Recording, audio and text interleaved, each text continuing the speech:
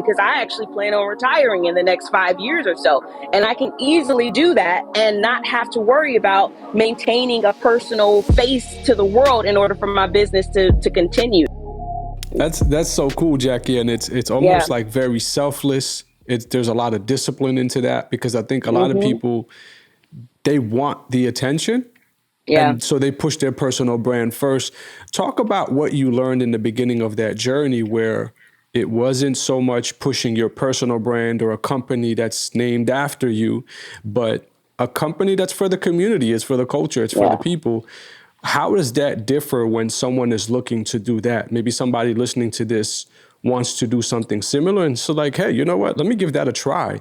How does that differ when starting that type of business or that type of page?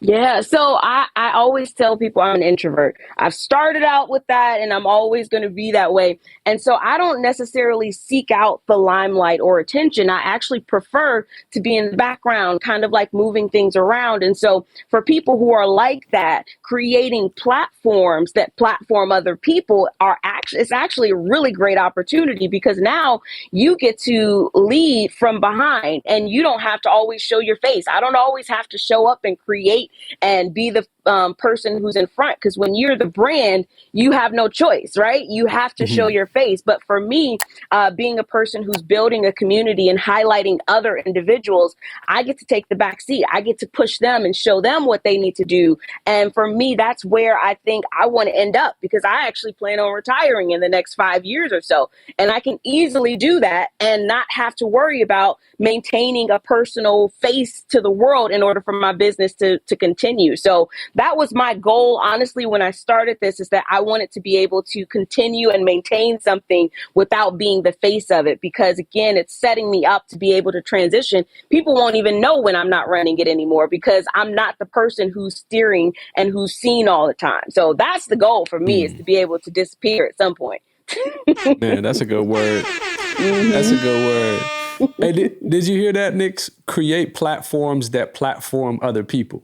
Wow.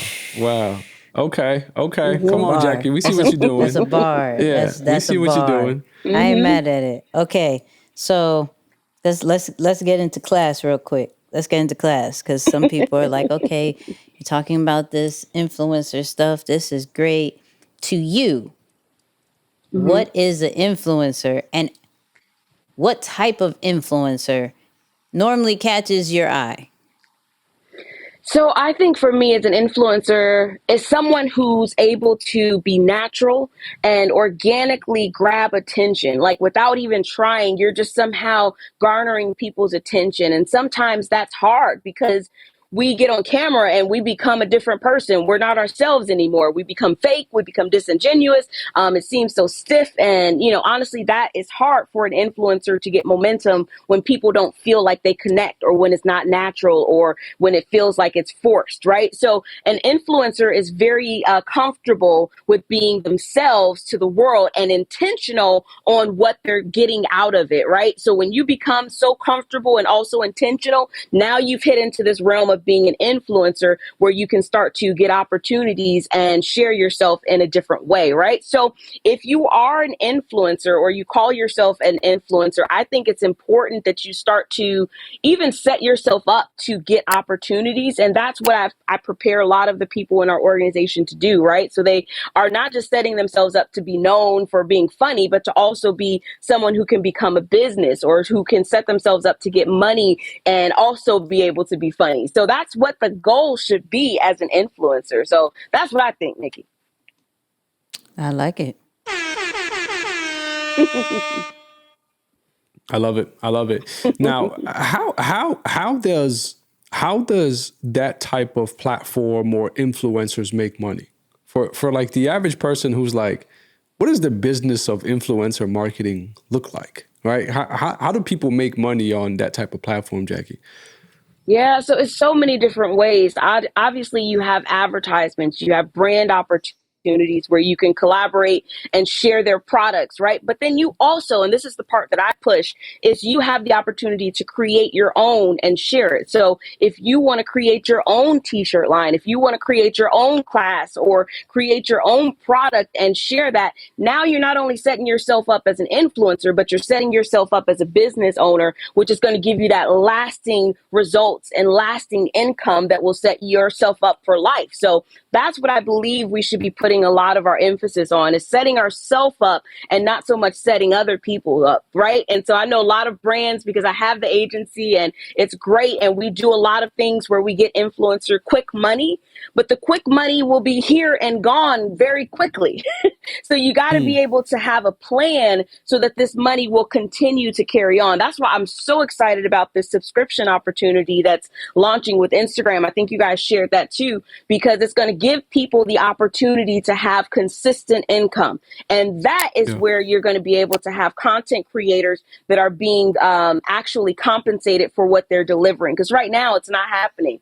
And I believe that we have to be able to set ourselves up with subscription models. I did that before it was even like a popular thing, right? Before the whole OnlyFans and all that stuff, I was setting up my subscription model because I got 2 kids to feed and I can't be dependent on, here tomorrow I got a $10,000 contract, and then for the next 2 months I have nothing. I needed consistent income. And so I think for influencers who are looking to be lasting in this industry, you need to set yourself up with some type of subscription model. I don't know, OnlyFans or, some of these other platforms that help you to have consistent income monthly that you can depend on. And that's what I believe a lot of us should be focusing on, is creating our own.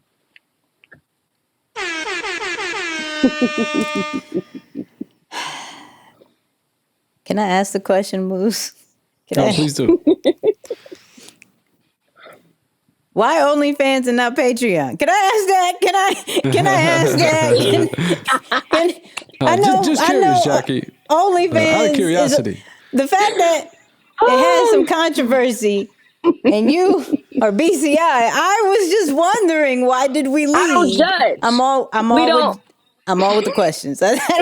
We don't judge. OnlyFans, I mean, those people on there, some people want to judge them, but I'm not, because they getting their money consistently. Okay. No, but I'm a fan of all of them. Patreon, I mean, Wix is so many different platforms. Even some of these domain platforms like Wix have their own subscriptions that you can use that actually are a little bit easier for you to get more money from. But any of them are good, okay? Whether you're OnlyFans, Patreon, or this new Facebook, Instagram one that they're coming out with, having consistent income is the way to go.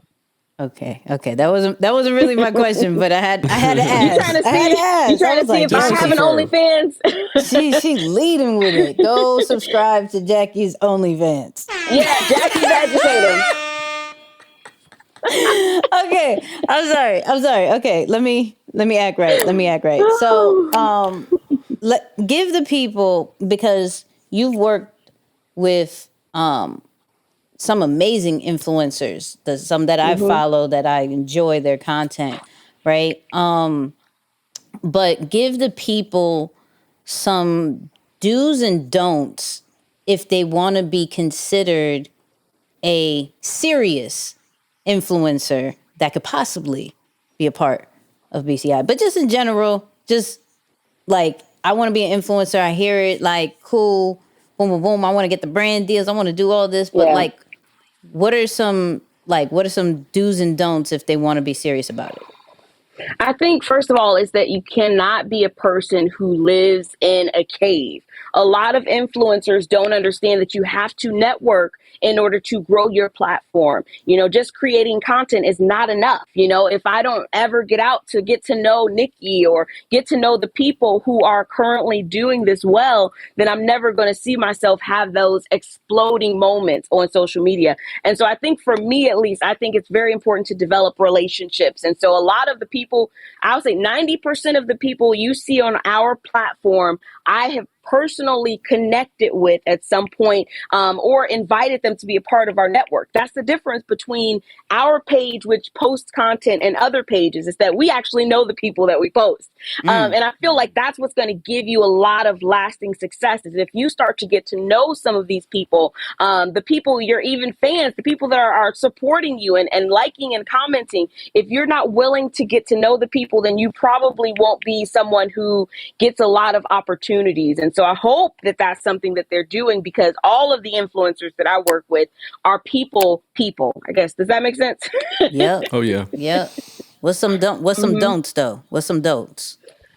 Some don'ts. I think you definitely don't want to be closed-minded, especially for me. I'm a Christian influencer, but you won't find me judging or cutting off people, or, just because you don't believe what I believe, I'm not going to associate myself with you. I feel like that will cut you off from opportunities as well. And so don't be a closed-minded influencer. Be open to people who are different than you. Be open to people who have like different styles. Don't think that your style is the best, and because you talk on your post and somebody else dances, that you're less or more important than them. It has to be a balance of you appreciating everybody around you for you to really start to get some success and to get some respect. I believe a lot of times we are so focused on the numbers that we forget that it's important to have integrity. Integrity matters. When your name is starting to get out there, people are going to associate it with certain things, and you want it to be good things. So when I talk about Nicky, I know that she's on point. She's always like on time when I ask her to do something for me. So I know that anybody who asks me about Nicky, I'm going to have nothing but positive things to say, because that word of mouth can kill you. So don't be an influencer who creates a bad rep for yourself. Start now operating in integrity.